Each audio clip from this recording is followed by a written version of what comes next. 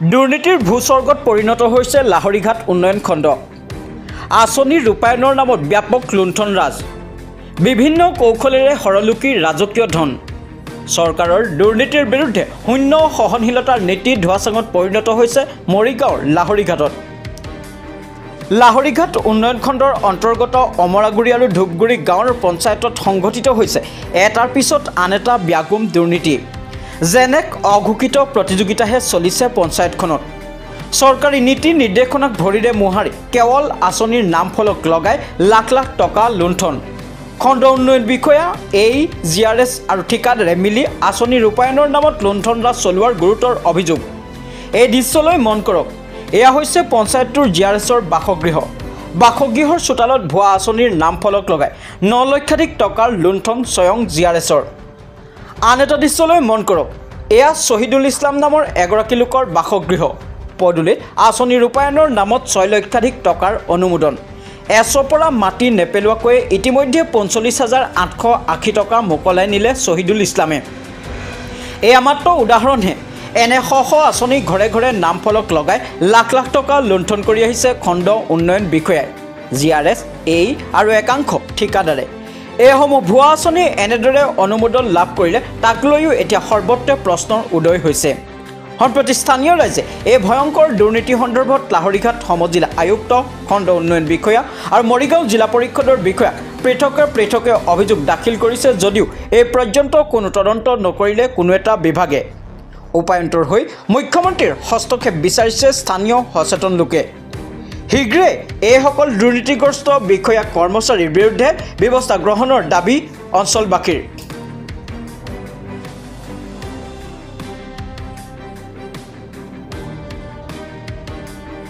লাহৰীঘাটৰ পৰা আফতাবুদ্দিনৰ report, Assam north east news live 24x7।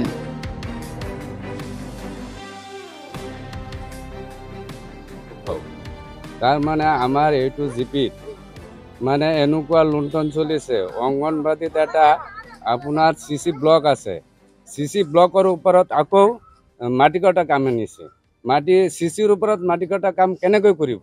সিহঁতে কি কৰিছে, এইটোৰ কাৰণে সিহঁতে বিল বনাই আছে। আমি যেহেতু ব্লকত আমাৰ BDO বাইদেউক আৰু আমি CU ছাৰক আৰু সমজিলা ছাৰক আমি সবকেইটাক জনাইছে, এতিয়ালৈকে কোনো আমি হায়াকি এইটোৰ পোৱা নাই। আৰু আমি এতিয়া ভাবি আছো এই তলৰ পৰা ওপৰলৈকে গোটেইখিনি অফিচাৰ এইটোৰ লগত জড়িত আছে নেকি, সেইখিনি মোৰ এটা চিন্তা আহিছে। কেলে আমি বিচাৰ দিয়ালৈকে এতিয়ালৈকে আমি কোনো বিচাৰ পোৱা নাই। আৰু আমাৰ যিটো অংগনবাদী চেণ্টাৰত কোনো কামেই কৰিব নালাগে, মাটি কটালে আছে আগতে, কেইদিন আগতে কাটিলে, এতিয়া মাটি কাটিলে এই বৰষুণৰ পানী আমাৰ অংগনবাদীৰ স্কুলৰ ভিতৰত সোমালে ল'ৰা ছোৱালী ক'ত উঠাব? এতিয়া আমি ভাবি আছো টিনৰ পাতৰ ওপৰত উঠাই দিব, নহ'লে কেনেকৈ এই পানীত থাকিব। আৰু আমাৰ পাঞ্জিকানা মাটি দিছে, একোটা লিখিছে কি একোই দিয়া নাই। পাঞ্জিকানাৰ লগত এটা 10 পুখুৰী আছিল, মাটি বিক্ৰী কৰি বেলেগৰ তাত বেচিছিল। সেইটো পাঞ্জিকানাৰ নামত এতিয়া এইটো সি মাটি কাটি স্কিম কৰি আছে, কিন্তু এইটো 10 মাটিটো আমাৰ পাঞ্জিকানাৰ নামত নাই। আৰু পাঞ্জিকানাৰ নামত মাটি লিখি দাগ কাটি একো দিয়া নাই, যিহেতু মেদি মাটি। এনেই সিহঁতে মুখেদি কৈ আছে পাঞ্জিকানা এইটো চৰকাৰী, আমি এই চৰকাৰীটো নামত লিখি দিবৰ কাৰণে আমি আয়ুক্ত তাত চবে তাত আমি জনাইছো এইখিনি মাটি আমাৰ দাগ কাটি এই পাঞ্জিকানাৰ নামত, অংগনবাদীৰ নামত লিখি দিব লাগে। আমি কোনো সঁহাৰি পোৱা নাই আজিলৈকে। সেইটো কাৰণে আমি ভাবি আছো এই তলৰ পৰা ওপৰলৈকে গোটেইখিনি অফিচাৰ এইটোৰ লগত কিবা সংলগ্ন আছে বুলি আমি এতিয়া ভাবি আছো। আৰু ইহঁতে এতিয়া আমাক ভাবুকি দি আছে যে এইটোত লাগি আছে, আমি স্কিমৰ পইচা এইফালে হাৰি দিম, আমাক সিহঁতে কিবা মাৰপিট কৰিব বুলি সিহঁতে আমাক ভাবুকি দি আছে। এইখিনি মোৰ কাম কৰিছে, বেলেগত কৰিছে। যিহেতু অংগনবাদীত 1 মাটি দিছে, 1 ভিতৰত কৰা নাই। অংগনবাদীৰ সেইফালে 2 বিঘা আছে, 2 বিঘাত মাটিত কাম কৰিলে আমি নামানো। এইফালে আমাৰ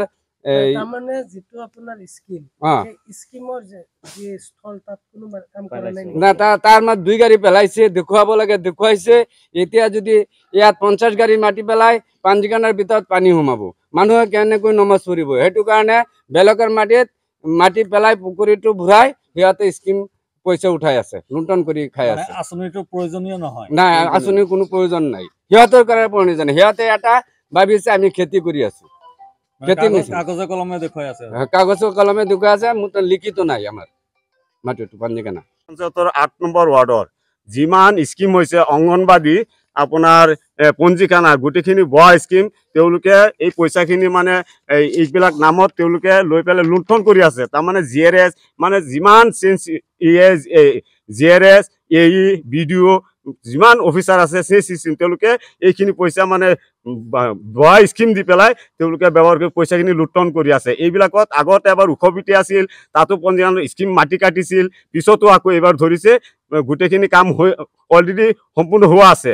যিটো আপোনাৰ অংগনবাদী যিখিনি এটা আছে CC ব্লক হৈ আছে, তাত কোনো মাটিৰ প্ৰয়োজনেই নাই। এইটো আপোনাৰ এইটো হ'ল ইয়াত নাম আছে, বস্তুখিনি নাম দিয়া আছে, গোটেইখিনি লিখা আছে ইয়াতে আপোনাৰ 155, 104 নং, 159 এইখিনি অংগনবাদী চেণ্টাৰ। তেওঁলোকৰ ইয়াত কোনো মাটি কাটাৰ প্ৰয়োজনেই নাই, অলৰেডি উখবিটি আছিল। এইখিনি নামত সিহঁতে লাখ মানে 19,000, কোনোবাটো 12 লাখ এইখিনি তেওঁলোকে পইচাখিনি উঠাই এতিয়া 2 লাখ 2.5 লাখকে উঠাই পেলাই তেওঁলোকে আত্মহত্যা কৰিছে। আমি প্ৰতিবাদ কৰিছোঁ, আমি ব্লকত দিছোঁ, আপোনাৰ শিৱসাৰত দিছোঁ, আমাৰ লাহৰীয়াত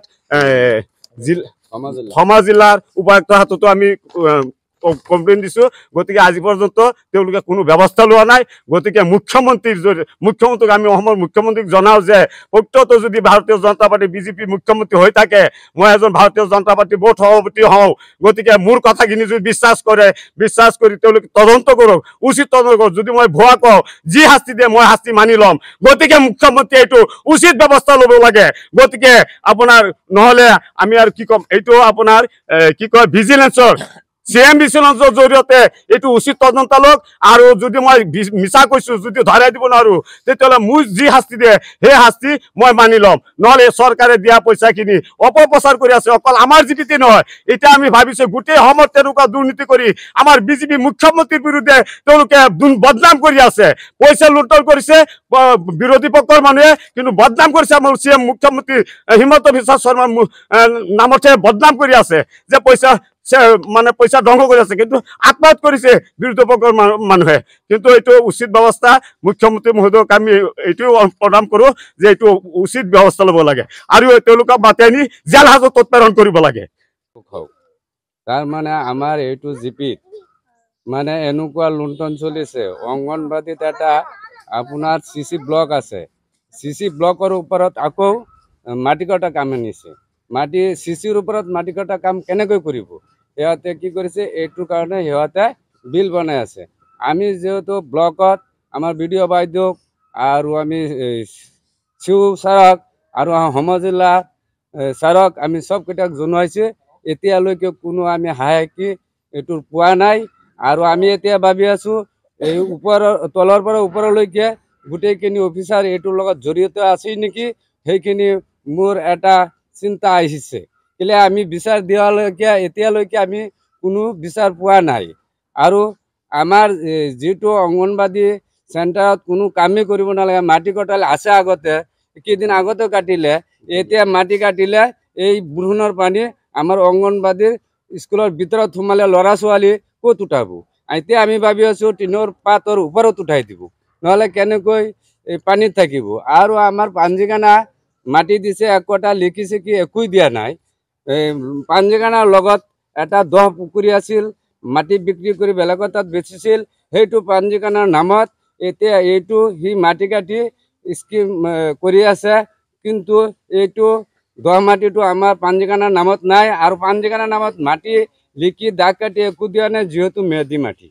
এনেই সিহঁতে মুখেদি কৈ আছে পাঞ্জিকানা এইটো চৰকাৰী, আমি এই চৰকাৰীটো নামত লিখি দিবৰ কাৰণে আমি আয়ুক্ত তাত চবে তাত আমি জনাইছোঁ এইখিনি মাটি আমাৰ দাগ কাটি এই পাঞ্জিকানাৰ নামত অংগনবাদীৰ নামত লিখি দিব লাগে। আমি কোনো সঁহাৰি পোৱা নাই আজিলৈকে। সেইটো কাৰণে আমি ভাবি আছোঁ এই তলৰ পৰা ওপৰলৈকে গোটেইখিনি অফিচাৰ এইটোৰ লগত কিবা সংলগ্ন আছে বুলি আমি এতিয়া ভাবি আছোঁ। আৰু ইহঁতে এতিয়া আমাক ভাবুকি দি আছে যে এইটোত লাগি আছে, আমি স্কিমৰ পইচা এইফালে সাৰি দিম, আমাক সিহঁতে কিবা মাৰপিট কৰিব বুলি সিহঁতে আমাক বাবুকি দি আছে। এইখিনি মোৰ কাম কৰিছে, বেলেগত কৰিছে। যেহেতু অঙ্গনবাদীত 1 কটা মাটি দিছে, 1 কটাৰ ভিতৰত কৰা নাই। অঙ্গনবাদীৰ সেইফালে 2 বিঘা আছে, 2 বিঘাত মাটিত কাম কৰিলে আমি নামানো। এইফালে আমাৰ মানে যেটো আপোনাৰ স্কিম স্কিমৰ যে স্থল তাত কোনো কাম কৰা নাই না, তাৰ মাত 2 গাড়ী পেলাইছে, দেখুৱাব লাগে দেখুৱাইছে। এতিয়া যদি ইয়াত 50 গাড়ী মাটি পেলাই 5 দিনৰ ভিতৰত পানী সোমাব, মানুহে কেনেকৈ নমাজ পঢ়িব? সেইটো কাৰণে বেলেগৰ মাটি পেলাই পুখুৰীটো ভৰাই সিহঁতে স্কিম পইচা উঠাই আছে, লুণ্ঠন কৰি খাই আছে। আঁচনিটো প্ৰয়োজনীয় নহয়। নাই, আঁচনিৰ কোনো প্ৰয়োজন নাই। সিহঁতৰ কাৰণে প্ৰয়োজন। সিহঁতে এটা ভাবিছে আমি খেতি কৰি আছো, কাগজে কলমে দেখুৱাই আছে। কাগজে কলমে দেখুৱাই আছে, মোৰ লিখিত নাই। আমাৰ মাটিটো পাঞ্জিকানা